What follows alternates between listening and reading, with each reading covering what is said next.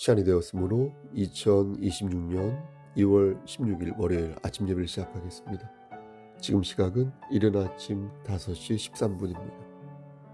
사도신경으로 우리의 신앙을 고백합니다.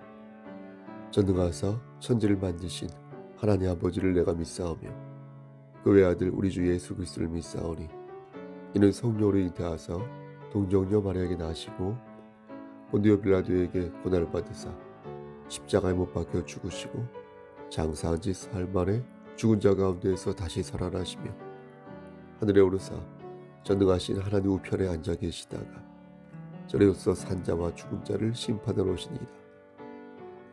성령을 믿사오며 거룩한 공예와 성도가 서로 교통하는 것과 죄를 사해 주시는 것과 몸이 다시 사는 것과 영원히 사는 것을 믿사옵나이다. 아멘. 거룩하시고 자비로우신 하나님 아버지, 하나님의 크신 사랑을 진심으로 감사드립니다. 우리를 하나님의 자녀로 인쳐주시고 낙오되지 아니하도록 성령님께서 우리를 관리케 하시며 우리가 우리 주 예수 그리스도 안에서 하나님의 말씀을 묵상하며 끝까지 넘어지더라도 다시 십자가를 붙잡고 일어설 수 있게 허락하여 주신 은혜 감사합니다. 하나님, 그렇게 우리가 쭉 달려갈 수 있도록 하시고 교회 공동체의 일원으로서 그 사명을 반듯하게 감당할 수 있도록 도와주시옵소서. 힘들고 지칠 때마다 하나님께서 우리에게 허락하신 그 언약을 기억할 수 있도록 하시고 세상의 물욕과 정욕에 심취하는 것이 아니라 하늘의 것을 사모하고 소망하는 자 될 수 있도록 우리의 마음을 주관하여 주시옵소서. 이 시간 간절히 바라고 하는 것은 우리 성석교회 지체 중에 심신이 연약한 지체가 여럿 있습니다.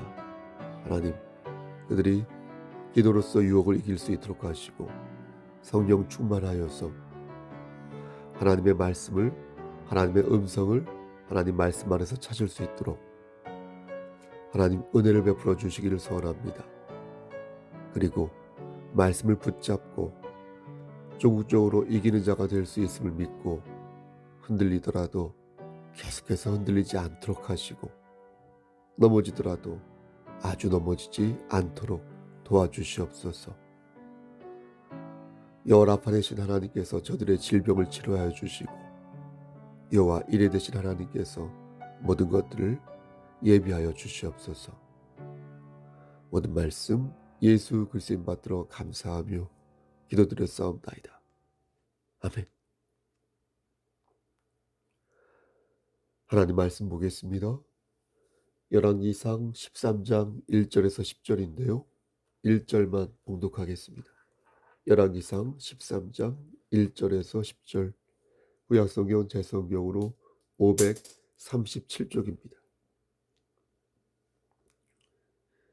1절, 보라, 그때에 하나님의 사람이 여호와의 말씀으로 말미암아 유다에서부터 베델에 이르니 마침 여로보암이 제단 곁에 서서 분향하는지라. 아멘.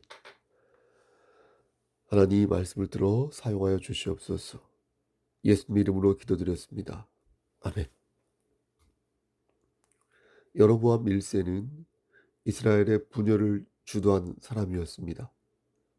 그는 이스라엘을 남북으로 가르고요, 북이스라엘의 초대왕이 되었는데 그때가 기원전 930년에서 910년이었습니다.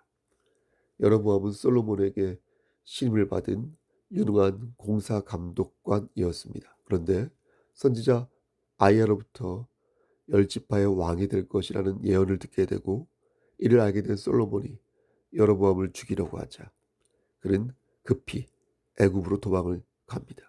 그리고 솔로몬이 죽을 때까지 기다렸다가 솔로몬의 아들 르호보암이 왕이 되자 유다와 베냐민 지파를 제외한 10지파를 규합하여 북이스라엘 왕국을 세웁니다.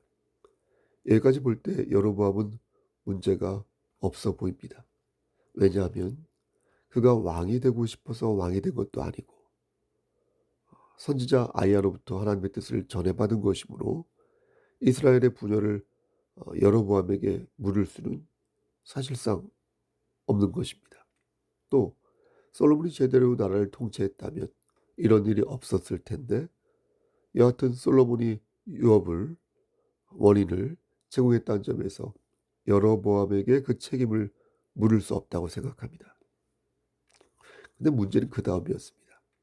여로보암은 하나님을 배척하고 우상을 숭배하였습니다.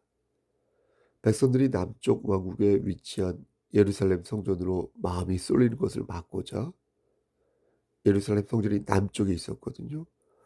그게 자꾸 신경 쓰인 겁니다. 그래서 단과 베델에 금송아지를 세웠고, 여기가 성전이니까 너희는 예루살렘까지 가지 말고 여기 와서 절하라고 그런 정책을 세운 것입니다. 또 여로보암은 절기를 마음대로 변경하여 율법을 왜곡하였고, 레위인이 아닌 사람을 제사장으로 삼아 제사를 하기까지 하였습니다. 이와 같은 죄로 인해 여로보암은 두 사람에게 하나님의 저주를 듣게 되는데, 한 사람은 선지자 아이야이고요, 또 한 사람은 오늘 본문에 나오는 익명의 하나님의 사람이었습니다. 익명이란 이름을 숨겼다는 거 아닙니까? 근데 오늘 본문을 자세히 읽어보면 한 절밖에 읽지 않았지만 하나님의 사람이란 말이 여러 번 나오는데요, 단 한 번도 그의 이름이 언급되어 있지 않는 것을 봅니다. 여러분, 왜 그럴까요? 왜 성경은 그의 이름을 밝혀 적지 않은 것일까요? 성경학자들은 말하기를 그의 이름이 거론되지 않은 이유는 하나님이 전하시는 말씀을 돋보이게 하기 위해서 그런 것이다 라고 말합니다. 그러니까 여기서 중요한 건 선지자의 이름이 아니라 하나님이 하신 말씀이라는 겁니다.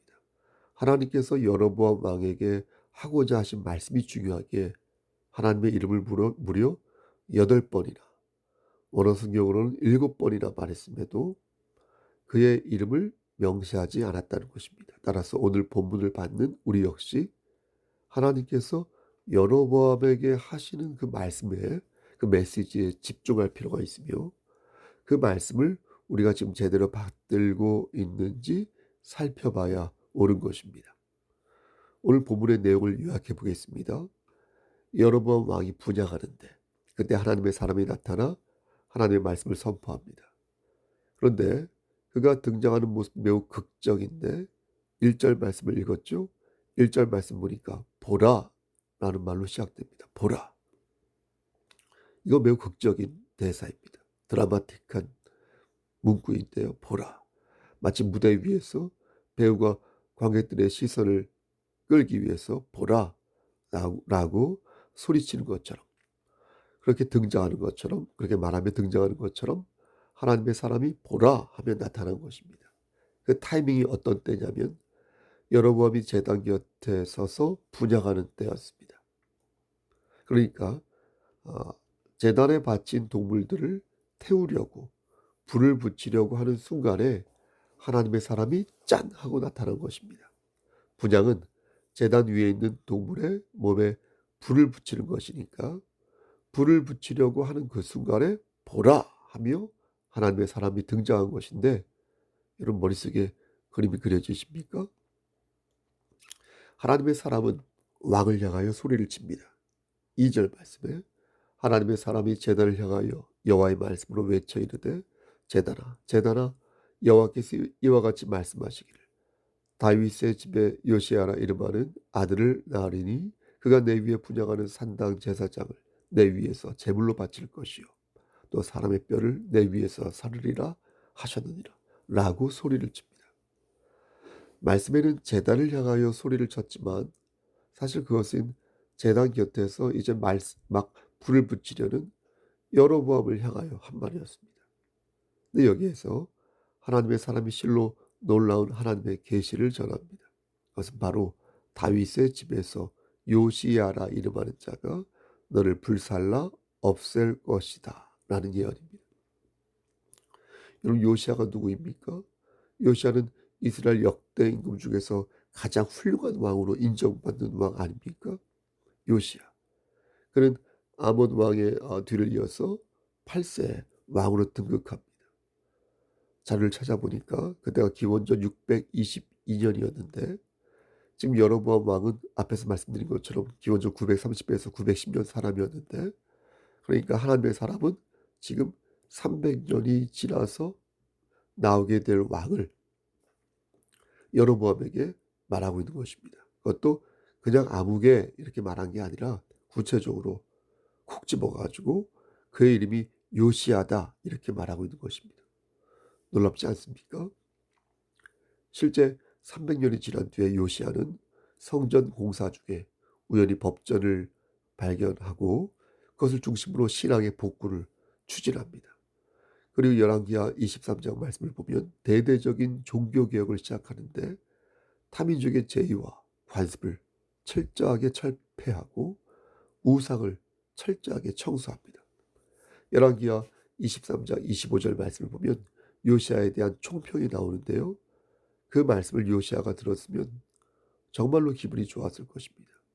총평의 내용은 이렇습니다. 요시야와 같이 마음을 다하며 뜻을 다하며 힘을 다하여 모세의 모든 율법을 따라 여호와께로 돌이키는 왕은 요시야 전에도 없었고 후에도 그와 같은 자가 없었더라. 그러니까 전무후무했다라는 거 아니겠습니까? 여러분, 놀라운 말씀입니다. 한 명은 지금 우상을 섬기느라 정신이 팔려 있는데 또 한 사람은 하나님 보시기에 최고의 등극에 오른 왕이 된다는 것입니다. 비록 300년이라는 그 시공을 뛰어넘어 존재하였지만 하나님이 보시기에 이것은 모두 한 손바닥에 놓인 작은 시간에 불과하지 않겠습니까? 근데 지금 하나님의 사람이 시공을 초월하시는 하나님의 말씀을 받들고 여로보암에게 하나님께서 주신 경고의 말씀을 하는 것입니다. 그때 여로보암 왕이 하나님의 사람을 가리켜 손가락질합니다. 그러면서 말하기를 4절 말씀에 그를 잡으라 이렇게 소리칩니다. 그를 잡으라. 그 순간 놀라운 일이 벌어지는데 그를 향하여 편 여로보암의 손이 얼음장처럼 굳어지면서 손을 펼 수 없게 됩니다. 여로보암은 그때야 비로소 이 일이 심상치 않은 일이라는 것을 깨닫게 됩니다. 하나님의 진노는 계속됩니다. 5절 말씀을 보니까 하나님의 사람이 여호와의 말씀으로 보인 징조대로 제단이 갈라지며 재가 제단에서 쏟아진지라. 그러니까 불타던 재물이 재가 되어 아래로 쏟아져 내린 것입니다. 제단이 두 개로 갈라지면서 그 위에 있던 재가 쏟아진 것이고 그러면서 산당은 아수라장이 되고 만 것입니다. 여로보암은 사태의 심각성을 알아차리고 하나님의 사람에게 수작을 부립니다. 그것은 하나님의 사람을 물질로 매수하는 것이었습니다. 7절 말씀을 보면 왕은 이렇게 말합니다. 왕이 하나님의 사람에게 이르되 나와 함께 집에 가서 쉬라. 내가 너에게 예물을 주리라. 그러자 하나님의 사람이 왕에게 이렇게 말합니다. 8절 말씀에 왕께서 왕의 집 절반을 내게 준다 할지라도 나는 왕과 함께 들어가지도 아니하고 이곳에서는 떡도 먹지 아니하고 물도 마시지 아니하리니. 여러분, 하나님의 사람이 어떻게 말했습니까? 그는 타협하지 않았습니다. 물 한 잔 정도는 마실 수도 있을 법한데 그런 물 한 잔도 왕과 함께 마시지 않았습니다. 여러분, 왜 그랬을까요?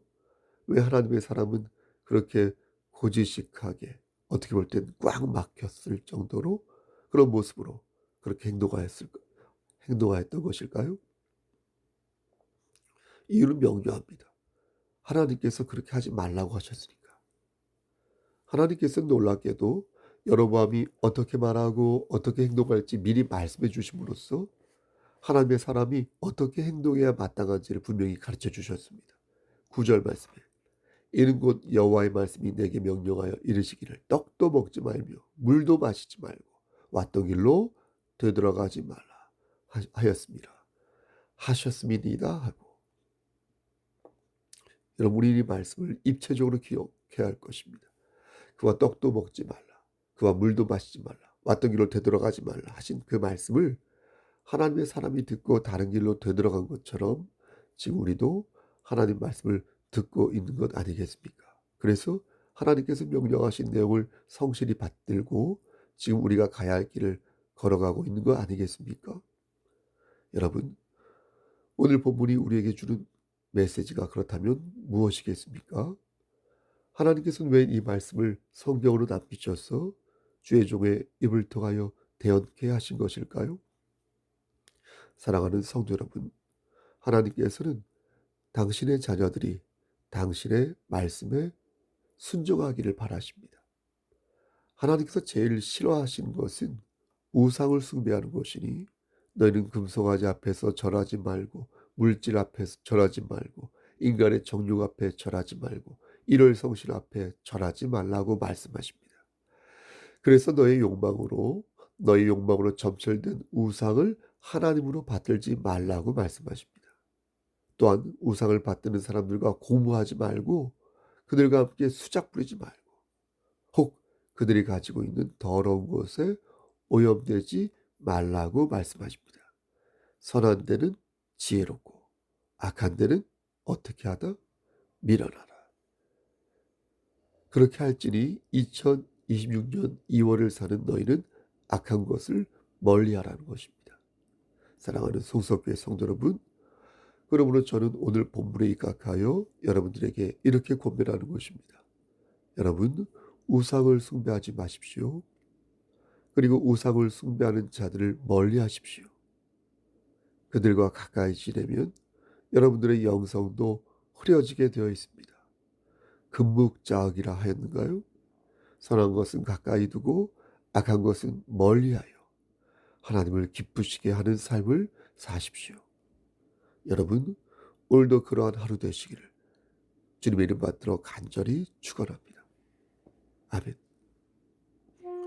이제는 우리를 죄에서 구속하여 주신 우리 구주 예수 그리스도의 은혜와 아버지 하나님의 만극하신 그 사랑하심과 성령 하나님의 교통하시고 인도하시는 모든 역사하심이 우상을 숭배하지 않고 오직 하나님만 경외하며 하나님의 말씀에 청종하고 그리하여 하나님을 기쁘시게 하는 삶을 살기를 소원하는 여기 모인 성도와 그들의 가정과 이 재단과 이 나라 위에 하나님의 사랑하심이 세세토록 함께 계실지어다. 아멘.